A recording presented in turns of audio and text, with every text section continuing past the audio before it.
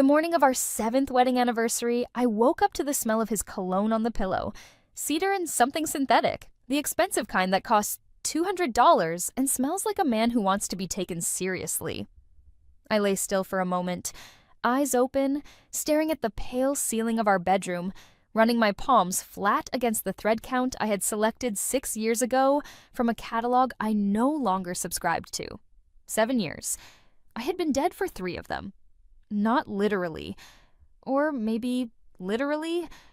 I had never been entirely certain about the mechanics of what happened to me at the end of my first life.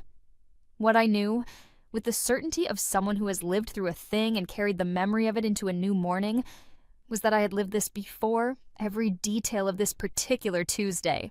As the damp weight of October air through the window I had left cracked the night before, the sound of a city bus changing gears on the street below, the gray line of light along the floor where the curtains didn't quite meet. I knew what the barista at the coffee shop on the corner would say when I ordered. I knew that Dorian's assistant, Priya, a meticulous young woman who would never find out what she had been inadvertently facilitating, would call at 9:15 to confirm the dinner reservation. The restaurant was called Caldwell, 32nd floor. White tablecloths and a sommelier who had that particular quality of speaking about wine in a way that made you feel you had been mispronouncing everything for years. It was our 7th anniversary dinner, and in my first life, it was the night everything had come apart. Or rather, the night nothing had come apart yet, because in my first life, I had sat across from a man who smelled like this pillow and smiled at me across the white tablecloth, and I had not known, not even suspected, that he had been lying to me for 2 years. The dinner had been pleasant. We had ordered the fish. He had held my hand across the table in the way he held my hand when he wanted to seem like the kind of man he had decided to be that evening, and I had thought, in the vague and slightly tired way of someone who has been married for 7 years and is still waiting for the part where it gets easier, that we were doing all right. 6 weeks later, a mutual friend had mentioned something offhand. And then I had begun to look. And then I had found Lavinia. I pressed my palms flat against the mattress and breathed through my nose. The ceiling fan made a sound like a low, continuous exhale. Below it, the bedroom was exactly as I had left it in my memory. The stack of books on my nightstand that I had been meaning to read, the framed print on the wall that I had chosen because it was the right size and the wrong reason, the surface of things in a life that had looked, from most angles, like enough. I did not hate him yet. That was the thing I remembered most clearly from my first life. I hadn't hated him on this particular morning. I had loved him with the slightly worn, slightly taken for granted love of someone who has shared a kitchen and a tax return and a set of winter plans for many years in a row. The love had been real. I wanted to be precise about that. It had been real and ordinary and not enough by itself to protect me from what was coming. That in my first life, I had not been given time to stop loving him before I lost him. That particular sequence, loving first, then losing, then understanding the full shape of what had been lost, was the part that had done the most damage. It had taken years to process, and by the time I was done processing it, I was 41 and starting over with $40,000 in a brokerage account and a sense of moral clarity that had not compounded at any appreciable rate. This time, I already knew how it ended, which meant I had a decision to make, and I made it within the first few minutes of being awake. I could confront him immediately, use what I knew, collapse the marriage this morning before he had technically done anything I could prove in this particular timeline. There was a version of that choice that felt righteous, striding into the kitchen, saying his name in a certain tone, watching his face do the thing faces do when someone has been found out. I had imagined that scene many times in my first life, in the months after the divorce, the way you imagine conversations you were not fast enough to have. But I was not doing that. I had decided, somewhere in the hazy territory between sleeping and waking, that rage was not the mechanism I wanted, that the righteous scene in the kitchen would give me a feeling that would last approximately 30 seconds, and what came after would be the same divorce I'd had before, just with more witnesses to my anger and fewer months to prepare. I wanted something else. I got up and made coffee. His side of the kitchen counter was the left half. His vitamins in a precise row by the window, a daily multivitamin, a fish oil capsule, a magnesium supplement he'd started taking for sleep. the protein powder in the cabinet above the sink, his branded water bottles in the second drawer, each one washed and refilled with the methodical care of a man who had decided that this particular ritual said something about his character. I stood looking at the vitamin row for a moment. Then I moved it 2 inches to the right. A small thing, inconsequential. I just wanted to know if this life was real or if I was watching a recording that couldn't be changed, like a film with a fixed ending playing on a screen I was trapped behind. I stood by the window and drank my coffee and waited. The city below was doing what it always did at 7 in the morning. Trucks, a bicycle courier cutting the wrong way down a one-way street, the sound of a scaffolding crew starting work on the building across from ours. I moved the vitamins back. It was real, or real enough, and I had approximately 11 months. In my first life, the divorce had been finalized 11 months after the night at Caldwell when everything had fallen apart. Those 11 months had been the most expensive of my adult life, and I did not mean that only in legal fees.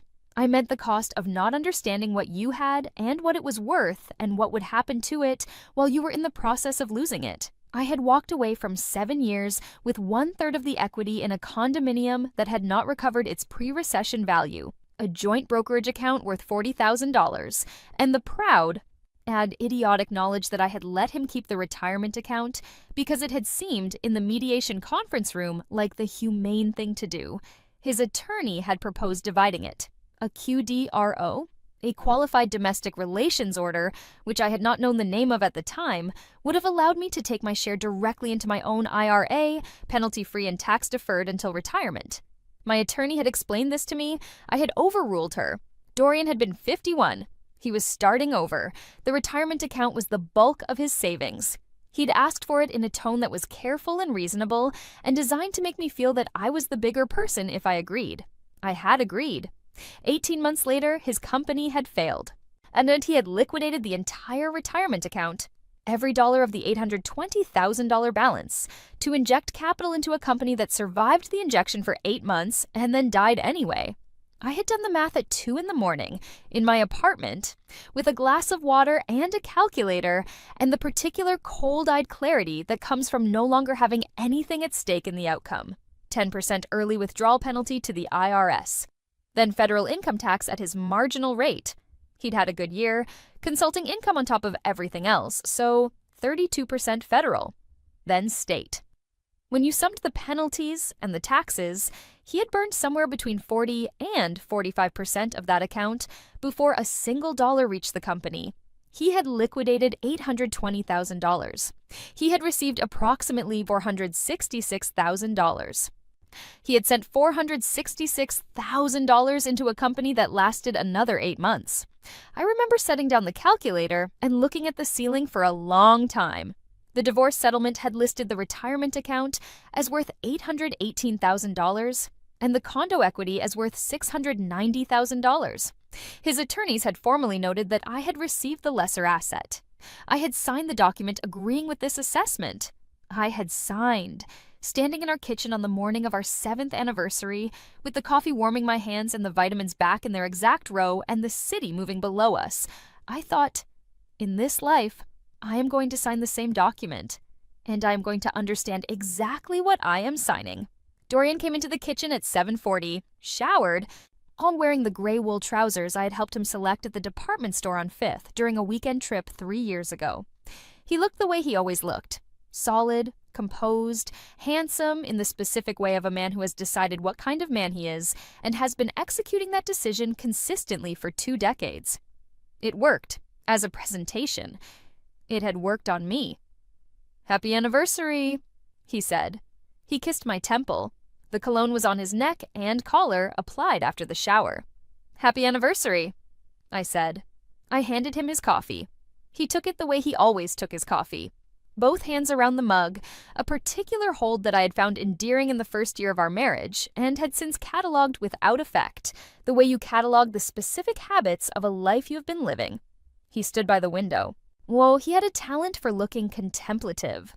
It was, I had come to understand, a talent rather than a quality, a performance of interiority that was very convincing and not quite the same thing as the real event. "Caldwell tonight?" he said. "I remember."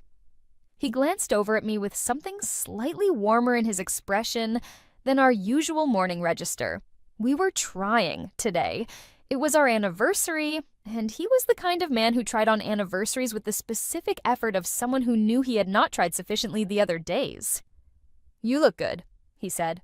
"Thank you." I put my mug in the sink and went to get dressed. I had an 11:30 appointment that I had not had in my first life on this day. I had made it yesterday, or 3 years ago, depending on how you counted. I was going to see Patricia. Patricia Godfrey's practice was on the 4th floor of a building 3 blocks from my office at the Meridian Group. The elevator in that building smelled of old paper and cleaning fluid, a smell I had always found reassuring in financial offices for a reason I couldn't explain. Something about the suggestion of records, of things being treated, of permanence. I had met Patricia through a college friend the year before Dorian and I married. She had set up my individual IRA and told me to keep it separate, always in my name alone, and I had done so for the first 2 years, and then gradually let it slide. Dorian had opinions about money management. He was good at the particular confidence of a man who expects to be deferred to on subjects he's studied, and I had a tendency to defer that I had not yet named or corrected. In my first life, I had called Patricia 2 months after the divorce was finalized, when I was sitting with $40,000 and a property I couldn't quite afford to keep. She had listened and then said, in the patient voice of someone who has given this particular piece of advice before and not been listened to, "Mara, I wish you had called me 8 months ago." 8 months, which would have been the beginning of the end of the marriage, which was approximately now. I was calling her now. She was at her desk when I arrived, her gray hair close-cropped, her posture the economy of movement of a woman who has decided that elegance means precision. She looked at me when I sat down in the chair across from her desk and said, "You don't look like yourself." "I've been thinking," I said. "About what?" "Specifically?" "About early withdrawal penalties on 401k accounts, the penalty calculation, the interaction with marginal tax rates." A brief pause. Patricia had a way of going still when she was paying attention. "Are you talking about your account?" "Someone else's, eventually," I said. "Right now I want to understand every account, every asset, everything in my name, his name, and jointly. I want to know exactly where I stand." She was quiet for a moment. "Are you going to file?" she said. "Not today." "But—" "Yes." She pulled a legal pad across the desk toward her. She did not ask me what had happened because she was Patricia, and she understood that sometimes the reason for a decision is not the operative information. The operative information is the decision itself and what to do with it. "Okay," she said. "Oh, let's start from the beginning." What we mapped out that morning, over 2 hours and 2 cups of the coffee her assistant brought in without being asked, the Haverstock condo, assessed at $1.1 million. Mortgage paid down to $420,000, leaving approximately $680,000 in equity. We had bought it in the 3rd year of our marriage, when Aldercroft Ventures had just closed its Series A and Dorian had felt, for about a year, that everything was about to accelerate. We had put down a substantial amount and paid aggressively on the principal because Dorian preferred not to carry debt he could see. It was one of the financial habits I actually respected. The joint brokerage account, $94,000, down from a peak of $118,000 18 months ago, when the market had made a correction neither of us had fully accounted for. Dorian's 401k through the Aldercroft Ventures company plan, $786,000 on the most recent statement, which I had seen because I handled all our mail. The employer match had been generous in the good years.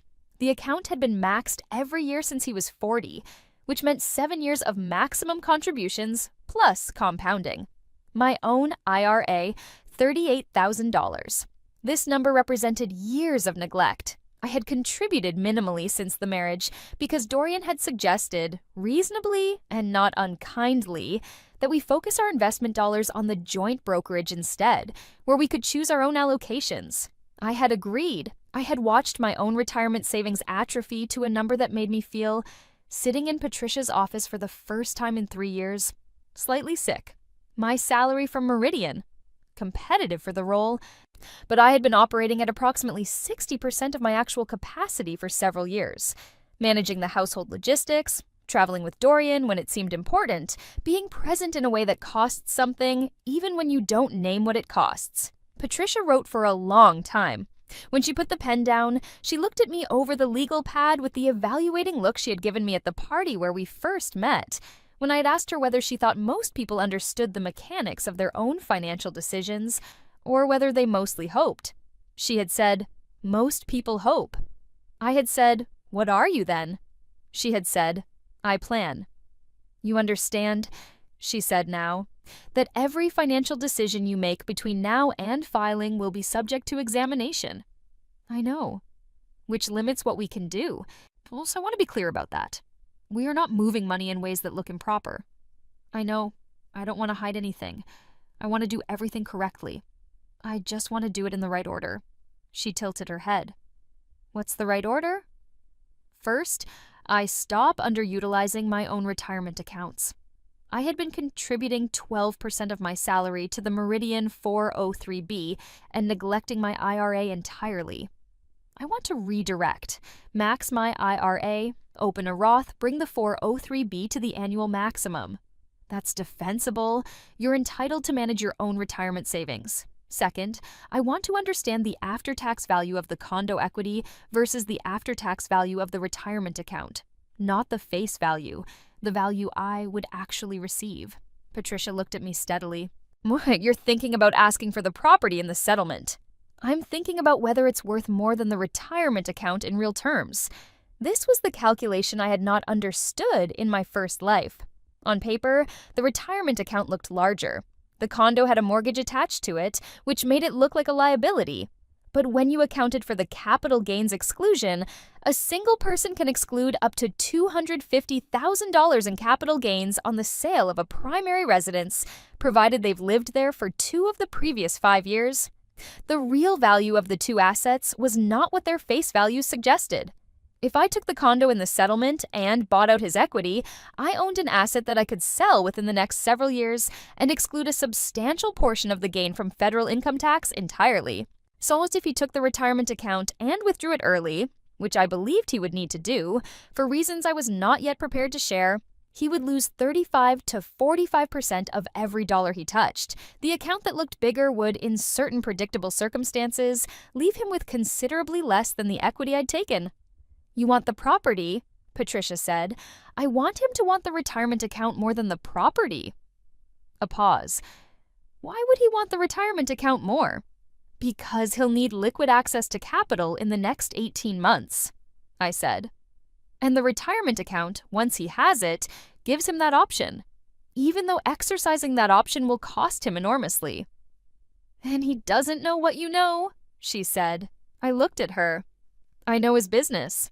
And as I helped build the pitch deck that got their Series B, I sat through enough investor dinners to understand the gap between what Dorian presents and what the numbers actually say.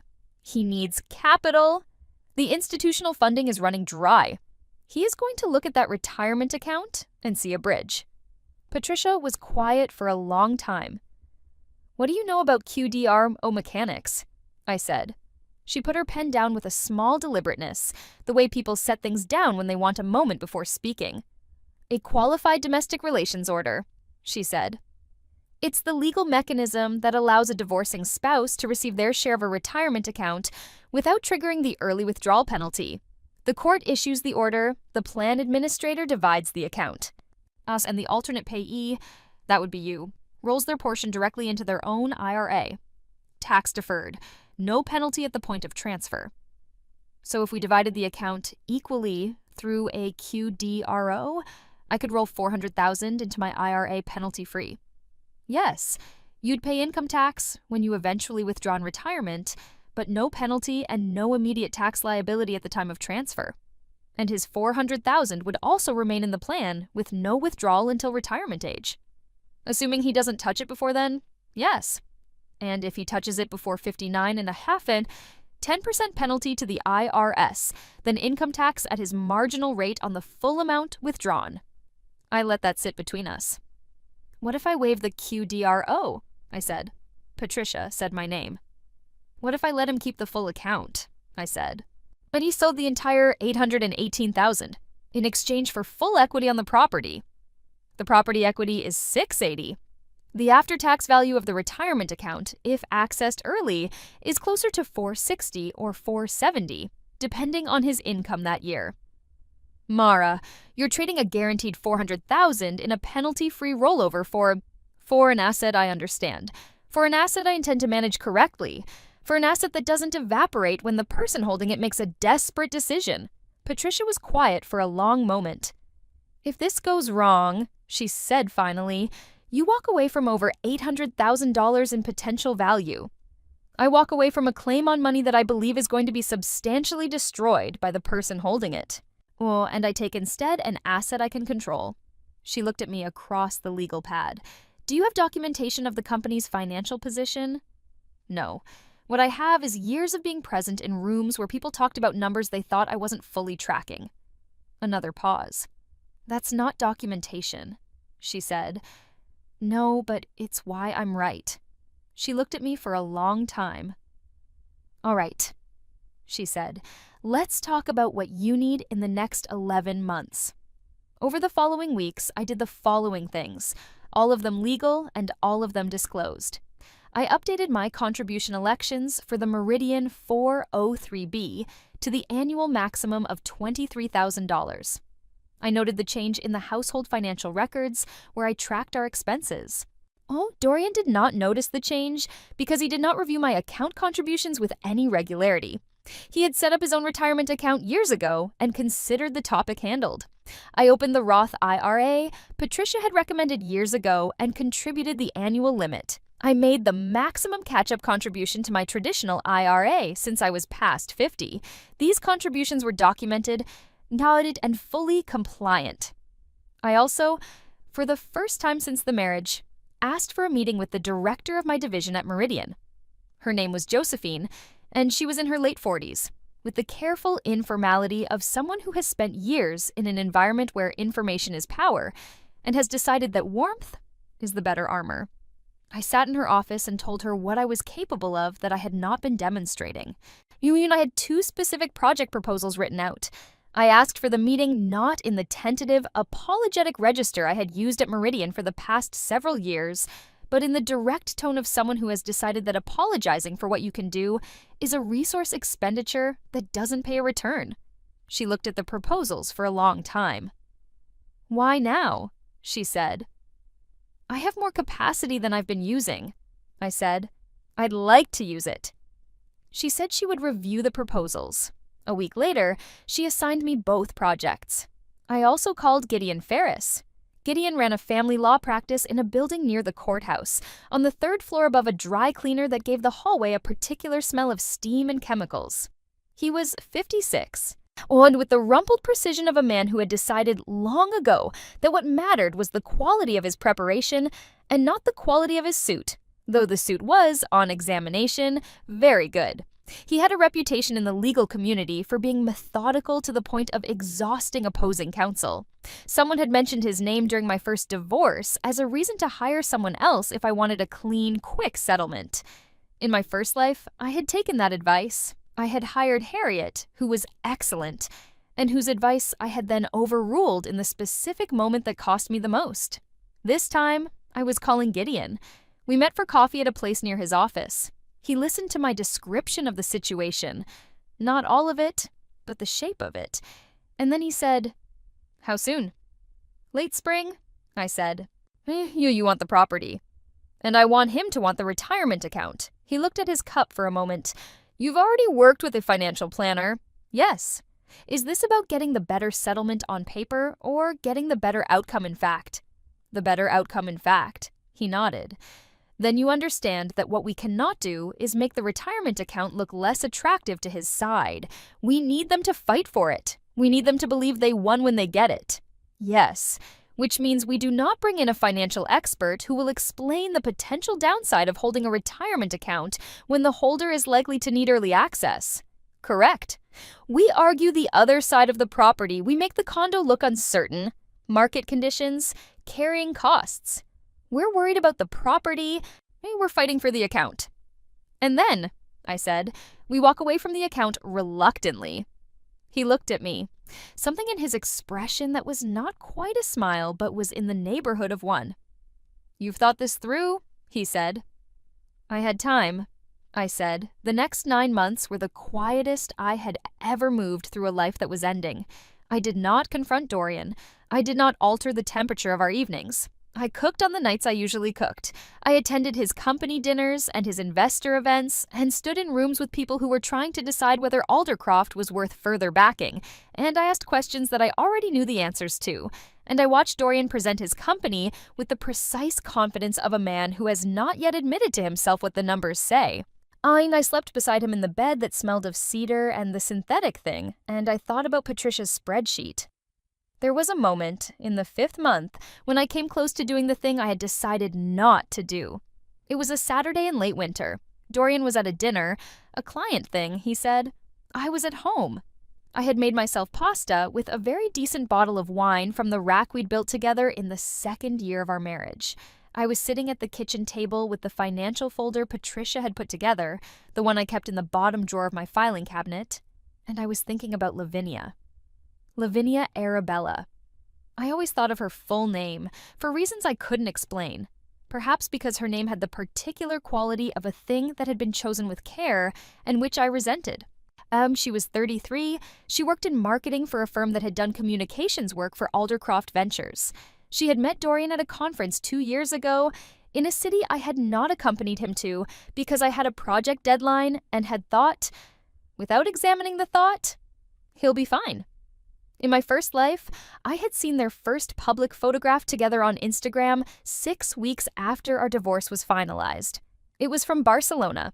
They were at a rooftop restaurant, and the light was good, and they were not touching but standing close in the way people stand when they have decided they are allowed to touch now that the relevant obstacles have been removed. I had told myself then that the timing was coincidental, that it was new. Oh, that I was not the kind of woman who combed through years of her marriage looking for the precise coordinates of the lie. I had been, in fact, exactly that kind of woman. I had done it alone, in the dark, for a year. Now, in my second life, I was sitting at the kitchen table with a glass of wine that was very good and would never again come from this particular rack, and I knew exactly where Dorian was and who he was with, and the anger moved through me like pressurized water through a pipe. Not explosive, not wild, just steady and hot and at a consistent temperature that I had learned over 9 months to work alongside. I finished my wine. I put the glass in the sink. I went to look at the financial folder. The numbers had not changed since the last time I had looked at them, which was 4 days ago. As they would not change in the next 4 days either. Numbers are patient in the way that people are not. They wait. I went to bed. The discovery, when I engineered it, or rather, when I allowed myself to discover it in the formal sense of the word, happened in the 7th month. I had known, but knowing and having documentation are different things, and Gideon had been clear that documentation would make certain aspects of the process simpler. I did not spy on my husband. I want to be precise about this. I had, in my first life, gone through his phone 6 weeks after the anniversary dinner, when the accumulation of small things had become too heavy to ignore. In this life, I simply stopped looking away from the things I had been carefully not seeing. The hotel charge on the joint credit card statement. As the restaurant I recognized from its address. It was 3 blocks from Lavinia's office, and I had looked up Lavinia's office because Aldercroft's vendor list was something I had access to as the person who managed our household finances. 2 charges, on a Saturday when Dorian had told me he was at a planning session with his operations team. I photographed the statement. I sent it to Gideon. He wrote back, "This, combined with the other documentation we have, is sufficient to establish what we need for the property settlement argument." I put my phone in my pocket and went back to work. The filing happened in late April, on a Tuesday morning that smelled of rain on asphalt. Gideon handled the mechanics. Dorian was served at his office, not at home. Gideon had suggested this for reasons of procedural clarity. Oh, Dorian called me that evening. "Mara," he said. "Dorian." A pause, the particular pause of a person who is trying to find the correct tone for an incorrect situation. I thought we would talk first. "We could have talked at any point in the last 2 years," I said. The window for that has closed. Another pause. Is there anything? My attorney will be in touch with yours, I said. I'd prefer we handle this through the appropriate channels from here. I ended the call. I stood in my kitchen for a moment. Then I made dinner. Mediation is a specific kind of theater. Everyone in the room understands this, and no one says it directly. The mediator, a man named Thaddeus, who had the careful exhaustion of someone who has watched people fight about money for 30 years, managed the pace. Only the attorneys performed their positions. And across the conference room table, in a building that smelled of recycled air and the dry tang of printer toner, I watched Dorian watch me. His attorney was Callum. Blonde, precise, with the efficient aggression of someone who bills by the hour and therefore does not waste them. He had prepared well. He had the retirement account statement printed and tabbed, the balance highlighted, the employer match history annotated. The first session established the obvious. The significant assets were the condo, the brokerage account, and the 401k. Everything else was marginal. The first session was about framing. The second session was about the retirement account. Callum presented it with the confidence of someone bringing a strong hand to the table. $818,000. And 7 years of contributions, plus employer match, plus compounding, and a proposal to divide it equally through a queued row, giving each party approximately $409,000 in a tax-deferred rollover. Gideon pushed back.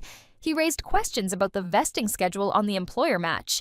He noted that a portion of the contributions predated the marriage, which created a separate property argument. He questioned the current market valuation and whether the recent correction had been adequately reflected. Callum objected to all of this with increasing efficiency. He was, I noticed, very focused on protecting the account. He had been briefed on what his client needed. Dorian sat across from me through all of this and held his pen very slightly too tightly. I watched his hands rather than his face, because hands are harder to manage than expressions. Yes, he was afraid, not of me specifically, of losing the account. The fear had a particular quality. The fear not of the known disaster, but of the contingency plan disappearing. I had seen him manage fear before, in investor meetings when the questions got hard. He had a way of going very still, very composed, and letting only his hands show what was happening internally. His hands were showing it now. By the end of the second session, we had not reached agreement. Thaddeus suggested a brief recess. In the hallway, which smelled of the same recycled air as the conference room, Gideon and I stood at the window. He needs it, Gideon said quietly. Not a question. Yes. His attorney is not going to accept the QDRO split if there's an alternative. I know. Gideon looked at me for a moment. You're ready. Yes, once you sign the waiver. That's final. I want to be certain you understand that. I understand. He looked out the window. A delivery van was double parked below, blocking traffic. The driver not visible. The property is the right play, he said. I've looked at the comps. The exclusion on capital gains makes it a different calculation than it appears. I know. His attorneys have not done that calculation. I know. He nodded once. Then let's go back in. In the third session, with Thaddeus presiding and the afternoon light coming through the conference room windows at a flat angle, I made the offer. I said, I am prepared to waive my interest in the retirement account in its entirety. In exchange, I am asking for a full equity buyout of the Haverstock property, the full balance of the joint brokerage account, my own IRA and retirement accounts, and the primary vehicle. I said it in the voice I use when I am not performing any particular emotion because I do not need to. The flat declarative of someone delivering a decision. Callum looked at Dorian. Dorian looked at me. I had spent 9 months practicing this. The face I wore was the face of someone who has made a concession she is not entirely comfortable with, but can live with. A face that looked tired, slightly resigned, focused on moving past this particular room. I had rehearsed it not in a mirror, but in the interior where faces are actually formed, in the decision about what to feel and what to show. I showed nothing that was useful to him. There was a moment where Dorian looked very carefully for the catch. He was intelligent. He knew me. He knew that I was not, typically, the person who gave ground without understanding what the ground was worth. He did not find the catch because the catch was not in the room. The catch was in a business plan 18 months away, in a funding environment that was turning against him, in a company that was already burning more than it was making. "We'll need to review the property valuation against our own assessment," Callum said. "Of course," Gideon said pleasantly. "We'll share ours." Outside, in the elevator on the way down, Gideon looked at the floor numbers changing. "He bought it," he said. "Yes." His attorney looked relieved. "His attorney has been fighting for the account for 2 sessions. He got it. He's going to tell his client they won." "Did they win?" Gideon said. "That depends on what they do with what they got," I said. The settlement was finalized on a Thursday in June. I received the Haverstock condo with full equity, $692,000 after the revised market assessment, the joint brokerage account of $94,000, my own IRA and 403B balances, and the paid-off vehicle. Dorian received the 401k at $818,000, the other car, and a nominal cash payment. The settlement agreement noted formally that the retirement account was the larger asset by $126,000. It was written into the document as an acknowledgement of consideration. His attorneys wanting it recorded that he had not taken the worst deal. I signed the document. I signed the QDRO waiver. I signed the property transfer. On the last page, in my own handwriting, the line, "I waive my interest in the above account." Thaddeus the mediator stamped the copies. Callum collected his. Gideon collected ours. Dorian and I left the building from different exits. I moved out of the Haverstock building on a Tuesday. The movers were careful, professional, done in 4 hours. I left behind a set of kitchen items I had bought with my first paycheck at Meridian because I did not want them in my next life. The thought surprised me, that I had a clear and specific sense of what my next life would contain. The apartment I rented was on the 9th floor, west-facing. The morning light was wrong for coffee, but correct for reading in bed. I decided that was fine. Patricia had helped me structure the condo equity into a short-term treasury ladder while I assessed longer-term options. The brokerage account was already in my own name. My retirement accounts were growing at the maximum contribution rate. So as the Meridian projects were going well enough that Josephine had used the word promotion in a sentence that was not hypothetical.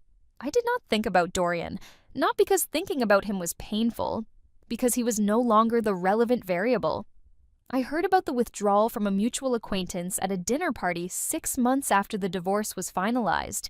His name was also Gideon, not my attorney, a different man entirely, a former business school contact of Dorian's, who appeared at these dinners as a kind of social constant, the person who knew everyone in the room but was close to no one. "Did you hear about Aldercroft?" he said. He had the tone of someone who finds other people's financial disasters interesting in an aesthetic sense. "I don't follow it," I said. "Dorian liquidated the whole 401k. All of it." He shook his head in the thoughtful way of someone cataloging an error they did not make. "Emergency capital injection. The Series C fell through." I was holding a glass of red wine that was too cold, the host having made an error I had not corrected. I noted this. "How much?" I said.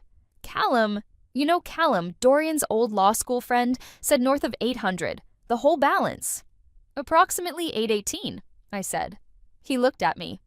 "Educated guess," I said. "At his bracket. He had a good consulting year. He's going to lose what? 35%? More? 42%, accounting for state," I said. "Give or take." He stared at me. "I have a good accountant," I said. I stayed at the dinner for another hour. On the walk home, through a city that smelled of October and the particular cold of the first week you need a coat, I did the math properly. $818,000 minus the 10% IRS early withdrawal penalty, $81,800 gone immediately. Remaining $736,200 taxed at federal marginal rate of 32%. $235,584. State income tax at the applicable rate, $36,810. Total to penalties and taxes, approximately $354,000. Capital reaching Aldercroft Ventures from an $818,000 liquidation, approximately $464,000. He had had $818,000 on the statement. He sent $464,000 into the company. $354,000 had evaporated in the transit between the plan and the business. I did the math twice, with the precision of a person who wants to be correct rather than satisfied. Both times, the number was $354,000. My apartment was dark when I got home. The western light was long gone. Once I sat at the kitchen table with my shoes on and the coat still across my shoulders, and I thought about the settlement document with the line that said the retirement account was $126,000 more valuable than the property equity. The retirement account was $126,000 more valuable. At the time, the document was signed. In the intervening months, Dorian had lost $354,000 of it to penalties and tax fees and sent the remaining $464,000 into a company that was, according to the same mutual acquaintance, still struggling to close its next milestone. I sat at the table for a while, then I got up and made tea. I did not feel triumphant. I want to be specific about this. What I felt was the particular flatness that comes after you have been correct about something you wished you were wrong about. The math had worked the way I said it would work. So that was not a victory in any register I wanted to celebrate. What it was confirmation that the months of preparation had been correctly oriented, that Patricia had been right to trust my reasoning about the asset values, that Gideon had been right that the performance in mediation would hold. I took off my coat and hung it on the hook by the door. I went to bed. Aldercroft Ventures failed in February. I read about it in a business newsletter I had subscribed to in the early years of the marriage and continued to receive. The newsletter covered it in 4 paragraphs. A clean energy company that had been unable to close its Series C after an extended fundraising period had made a significant personal capital injection that extended its runway and had ultimately been unable to bridge to the next funding milestone. Or as the piece described the company as having been led by highly capable founders navigating a challenging market environment. I read that phrase twice. Then I closed the newsletter. There was some social noise in the weeks that followed. People who knew us both reached out with the careful tentativeness of individuals who don't know what the protocol is when a former spouse's business fails in a financially publicized way. I was uniformly pleasant. I expressed the appropriate neutral regret. I did not discuss my settlement. In March, Patricia called. "The Haverstock comps are up again," she said. "I know. I've been watching." "You've been watching." "I look at the comps every 2 weeks." I was at my desk at Meridian. At the eastern-facing office I had asked for and received was catching the morning light in the way I had known it would when I asked for it. The property is up $44,000 from the settlement valuation. "42, she said. "The March comps came out this week," I said. 44. A pause. "I'll take your word for it." "I want to talk about selling." "The condo?" "I still meet the 2 of 5 year residency requirement for the capital gains exclusion. If I sell in the next 12 to 18 months, I exclude the full gain from the settlement valuation forward. After that, the clock starts to complicate things." Patricia was quiet for a moment. "You've been planning this since before the settlement." "Since 8 months before the settlement." "The Roth conversion we discussed in January, I want to do that this year. If I sell the condo and bank the proceeds, my income profile for the next 2 years looks different. I want to do the Roth conversion in a lower income year." She made the specific small sound she makes when she is revising her timeline for a piece of planning that has turned out to be ahead of schedule. "You're more organized than I gave you credit for," she said. "You gave me a great deal of credit," I said. "Evidently not enough." I sold the Haverstock condo in April, 13 months after the divorce was finalized. The market had moved the way I had told Patricia it would, and the capital gains exclusion applied fully. The proceeds went into the strategy we had been building together, a diversified allocation across indexed funds, REITs in sectors I had spent 3 months studying, and a continued maximum contribution to my own retirement accounts.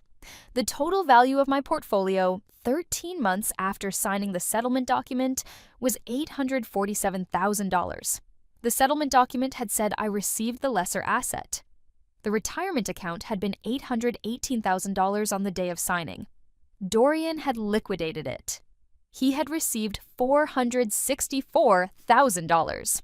He had sent $464,000 into a company that had since closed. The difference between what he had and what he had now was $354,000. The difference was the penalty. The difference was the taxes. The difference was the cost of taking money that was not meant to be touched and touching it because you needed it to be something it was not designed to be. I did not run the comparison calculation more than once. That felt like the wrong direction to look. I was not interested in his number as a reference point for mine. I had done what I had done because it was correct, not because it would be more than his.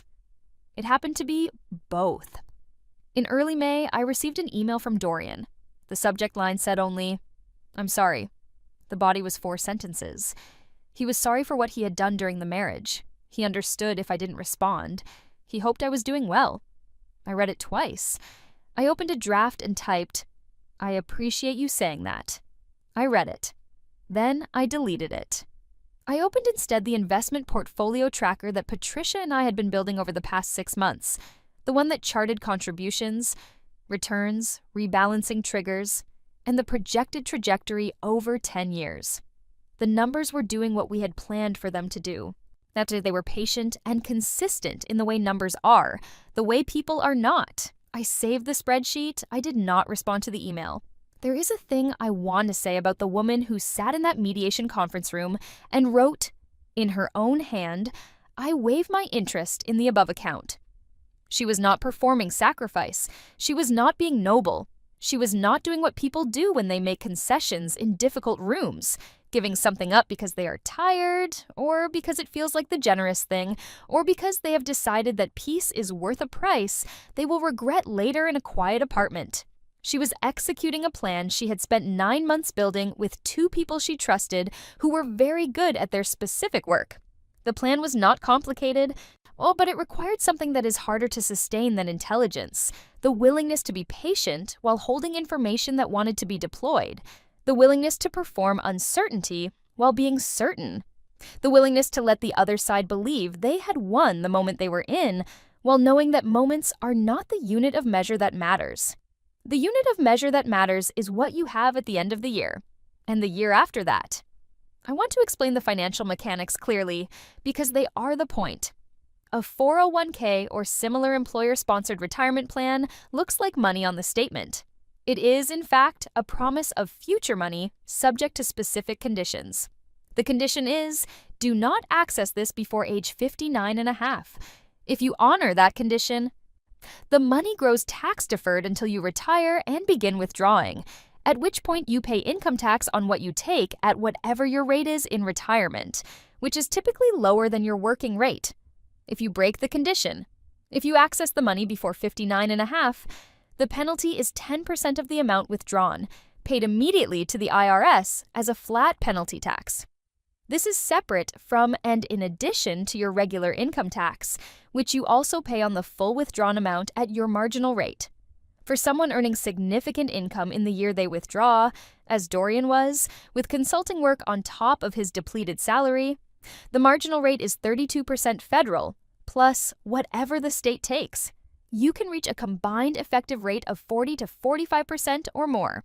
A QDRO, by contrast, moves a divorcing spouse's share of a retirement account directly to that spouse's own IRA without triggering the penalty or any immediate tax. The account administrator processes the order and the funds transfer as a rollover. The alternate payee, the divorcing spouse receiving the funds, pays no penalty and no tax until they begin withdrawing from their own IRA in retirement. This means that a QDRO recipient and a voluntary early withdrawer are accessing the same type of account, but the QDRO recipient keeps 100% of what they receive, while the early withdrawer keeps 55 to 60 cents on every dollar. What Dorian's attorneys had proposed in mediation, an equal QDRO split, would have given each of us $409,000 in penalty-free rollovers. That was the fair deal. That was the correctly structured deal. And I did not take that deal. I took the condo equity, which looked smaller and which his attorneys had formally noted was the lesser asset. The lesser asset did not evaporate in a funding crisis. The lesser asset appreciated. The lesser asset was taxable under exclusion rules that made its effective yield higher than its face value suggested. I understood the assets. That was the whole of it. Not brilliance, not access to secret information, not a savior who explained things to me. Patricia had explained the QDRO to me in our first meeting, in plain language, in an hour. The capital gains exclusion is a line in the federal tax code that is available to any person who reads it. The early withdrawal penalty is published by the IRS on a form that is free to download. The information was available. I had time to find it. When I chose to use the time. In May, 6 weeks after I chose not to respond to Dorian's email, I went to Patricia's office for our quarterly review. The coffee was still the same. Her assistant still brought it without being asked, still in the white mugs with the chip on the third one that I had drunk from every visit. The legal pad was gone, replaced with a laptop that Patricia used at about 30% of its capability and didn't seem to feel bad about. We went through the numbers. The portfolio was doing what it was supposed to do. The Roth conversion had been processed. The Meridian 403B was at maximum. The real estate investment trust position had performed adequately. There were 2 adjustments to consider for the next quarter. At the end of the meeting, Patricia closed the laptop and looked at me. "How are you?" she said. She didn't ask this often, or in the vague, all-purpose way. She asked it in the specific tone of someone who wants a specific answer. "Good," I said.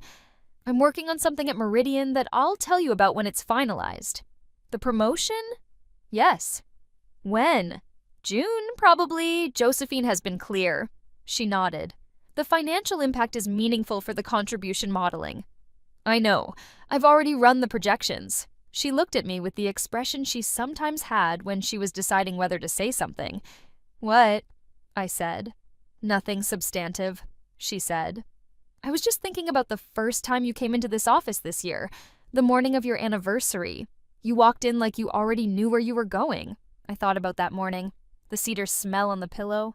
Took the vitamin row 2 inches to the right, then moved back, the city below doing what it always did. "I had a very clear picture of where I didn't want to end up," I said. "That's most of it." Patricia smiled, a small economical smile. "That's most of everything," she said. I left her office and walked the 3 blocks back to Meridian.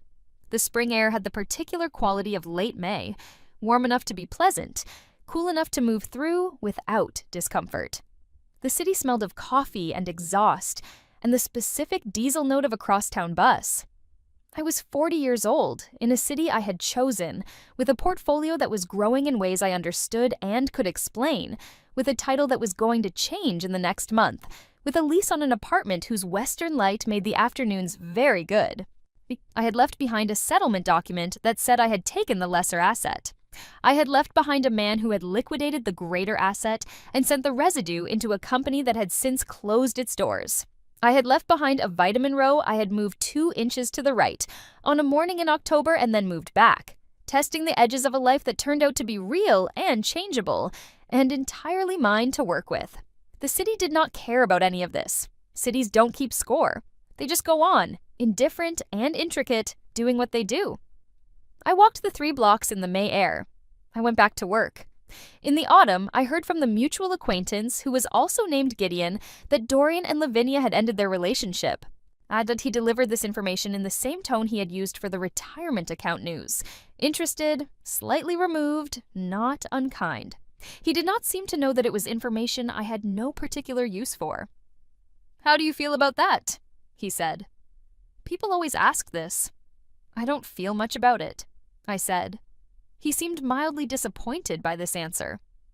"I'm sorry," he said. "I thought you might want to know." "I appreciate that," I said.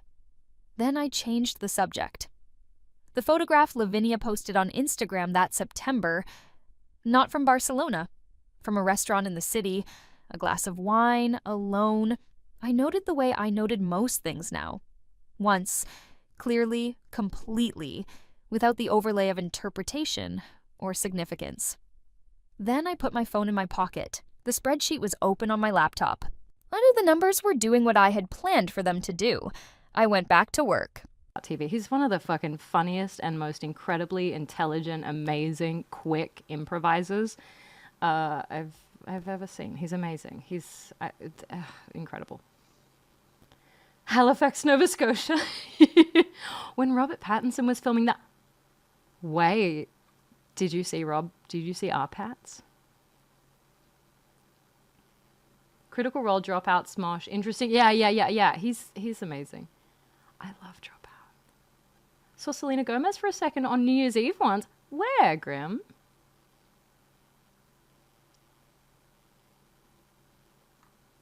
Craig Charles. And Armpit, who is that? Sorry. Sorry. Matt Pat. I knew a guy who went by Matt Pat. I'm thinking you're probably not talking about the same guy.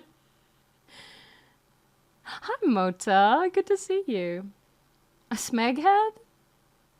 I watch Twilight approximately 3 times a month. I love Robert Pattinson. Oh, Lister in Red Dwarf. Okay. My apologies. Hi, Transit. How you doing?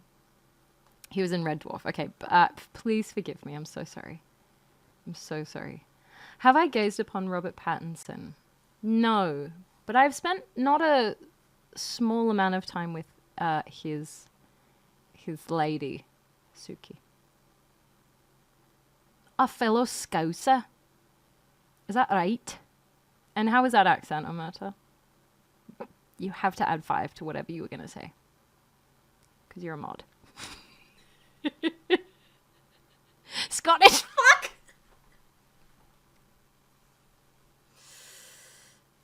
Scapula said not bad. Tia said 5.